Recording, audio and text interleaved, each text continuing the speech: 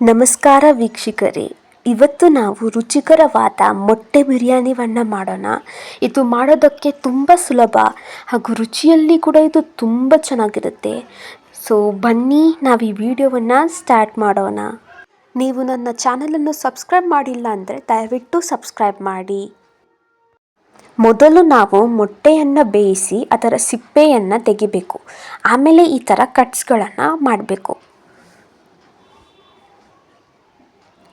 ಒಂದು ತವಾಗೆ ಆಯಿಲನ್ನು ಹಾಕಿ ನಾವು ಅದಕ್ಕೆ ಅಚ್ಚ ಖಾರದ ಪುಡಿ, ಗರಂ ಮಸಾಲ, ಅರಿಶಿನ ಪುಡಿ ಮತ್ತು ಉಪ್ಪನ್ನು ಹಾಕಿ ಈ ಬೇಯಿಸಿದ ಮೊಟ್ಟೆಯನ್ನು ಹಾಕಬೇಕು. ಇದನ್ನು ಒಂದು ಸಲ ಚೆನ್ನಾಗಿ ಫ್ರೈ ಮಾಡಿದ್ಮೇಲೆ ಗ್ಯಾಸನ್ನು ಆಫ್ ಮಾಡೋಣ. ನೋಡಿ, ಈ ಥರ ಆಗಬೇಕು. ಅದು ತಿನ್ನೋದಕ್ಕೆ ತುಂಬ ಕ್ರಿಸ್ಪಿಯಾಗಿ ಚೆನ್ನಾಗಿರುತ್ತೆ. ಈಗ ನಾವು ಒಂದು ಮಿಕ್ಸಿ ಜಾರಿಗೆ ಟೊಮೆಟೊ ಹಣ್ಣು, ಬೆಳ್ಳುಳ್ಳಿ ಮತ್ತು ಶುಂಠಿ ಮತ್ತು ಕಟ್ ಮಾಡಿದ ಕೊತ್ತಂಬರಿ ಮತ್ತು ಪುದೀನ ಸೊಪ್ಪನ್ನು ಹಾಕಬೇಕು. ಇದನ್ನು ನೀರು ಹಾಕದೆ ಚೆನ್ನಾಗಿ ರುಬ್ಬಬೇಕು. ಆ ಪೇಸ್ಟ್ ಈ ಥರ ಹಾಕಬೇಕು.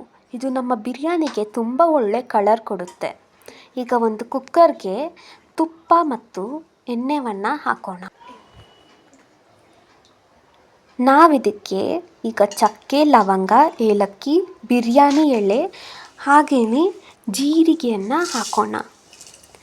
ಆಮೇಲೆ ನಾವಿದಕ್ಕೆ ಒಂದು ದೊಡ್ಡ ಸೈಜಿನ ಈರುಳ್ಳಿಯನ್ನು ಕಟ್ ಮಾಡಿ ಹಸಿಮೆಣಸಿನಕಾಯನ್ನು ಹಾಕಿ ಚೆನ್ನಾಗಿ ಕಂದು ಬಣ್ಣ ಬರುವ ತನಕ ಫ್ರೈ ಮಾಡೋಣ.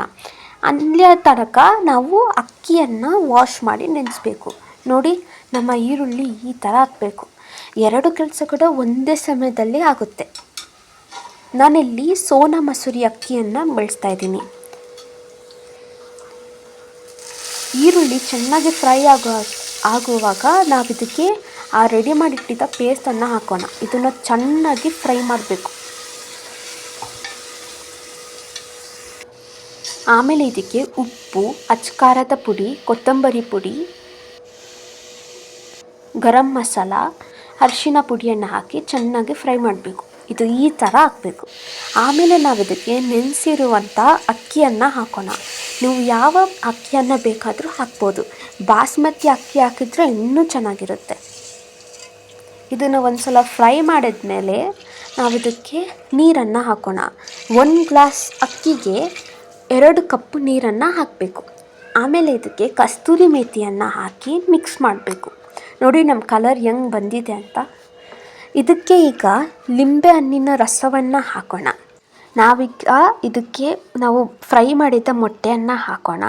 ಇದು ಬಾಯ್ಲ್ ಆಗುವಾಗ ನಾವು ಇದನ್ನು ಮುಚ್ಚಿ ಇದನ್ನು 1 ವಿಷಲ್ ಬೇಯಿಸಿದರೆ ಆಯಿತು.